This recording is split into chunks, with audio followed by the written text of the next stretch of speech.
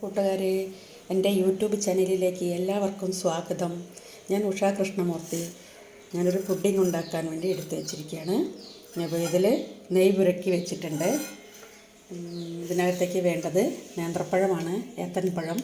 നന്നായിട്ട് പഴുത്ത പഴമാണ്. മിക്സിയിലൊന്ന് അടിച്ചെടുക്കണം.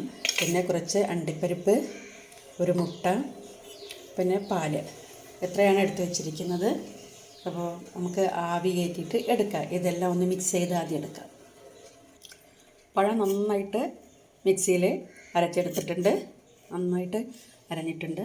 ഇതിലേക്ക് നമുക്ക് മുട്ട കൂടെ മുട്ടയോടൊപ്പം 2 ടേബിൾ സ്പൂൺ പഞ്ചസാരയും കൂടെ ചേർത്തിട്ടുണ്ട്. നന്നായിട്ട് മിക്സിയിൽ അടിച്ചെടുക്കാം. പഞ്ചസാര, പഴം, മുട്ട അടിച്ചു കഴിഞ്ഞു. ഇനി നമുക്കതിലേക്ക് കുറച്ച് പാലൊഴിച്ച് കൊടുക്കാം.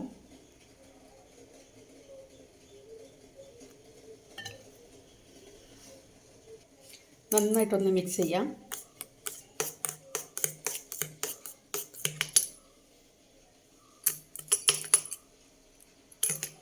ഇനി അടുപ്പത്ത് വെള്ളം തിളച്ച് വന്നിട്ടുണ്ട്.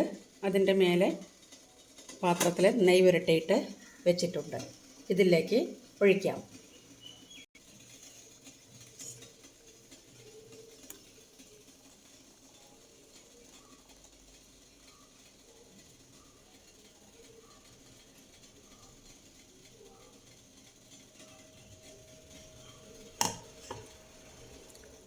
ഇത് ഒന്ന് ആവി കയറി വരുമ്പോൾ നമുക്ക് അണ്ടിപ്പരിപ്പ് ഇതിൻ്റെ മേലെ എല്ലാം ഒന്ന് ഗാർണിഷ് ചെയ്ത് കൊടുക്കാം.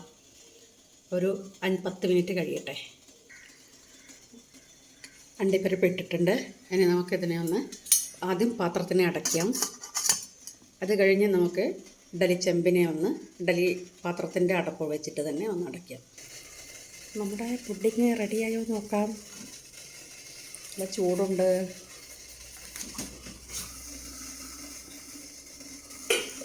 ഇല്ലെങ്കിൽ ഈ ആവി വെള്ളമെല്ലാം അതിൽ വീണേ.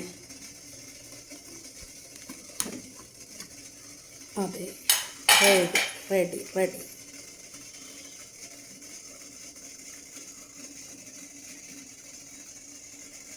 നല്ല സ്മെൽ വരുന്നുണ്ട്. നമുക്കിതിനെ മാറ്റി വയ്ക്കാം. ചൂട് പോയതിന് ശേഷം തണുക്കാൻ ഫ്രിഡ്ജിനകത്ത് വയ്ക്കാം. ഒരു 10 മിനിറ്റ് കഴിയുമ്പോൾ ഇതിൻ്റെ ചൂട് പോകും. എൻ്റെ നേന്ത്രപ്പഴം വെച്ചുള്ള പുഡിംഗ് ഇവിടെ റെഡിയായിട്ടുണ്ട്. അപ്പോൾ നമുക്ക് ഇതിനെ നല്ല ചൂടുണ്ട്. പാത്രത്തിൻ്റെ ചൂട് പോയിട്ടുണ്ട്. ശരിക്കും ചൂട് പോയതിന് ശേഷം നമുക്കൊരു വരയിട്ട് വെച്ചിട്ട്